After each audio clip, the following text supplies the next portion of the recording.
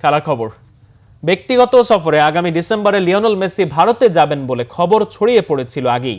Argentine football মহাতারকা এবার নিশ্চিত করেই দিলেন বিষয়টি।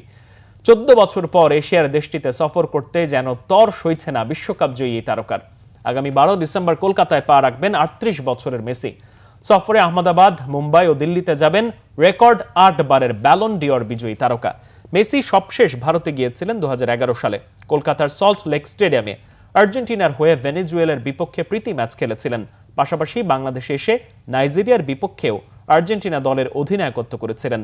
আগামী নভেম্বরে একটি প্রীতি ম্যাচ খেলতে ভারতের কেরালায় যাবে বিশ্ব চ্যাম্পিয়নরা। তবে সেই ম্যাচে মেসি খেলবেন কিনা তা এখনো স্পষ্ট নয়। আসন্ন ভারত সফর নিয়ে বৃহস্পতিবার সামাজিক যোগাযোগ মাধ্যমে উচ্ছ্বাস প্রকাশ করেন মেসি। আয়োজকদের প্রতি কৃতজ্ঞতা প্রকাশ করে ফুটবলের মহাতারকা বলেন, ডিসেম্বরে ভারতের মতো সুন্দর একটি দেশে যাওয়ার জন্য তিনি রোমাঞ্চিত।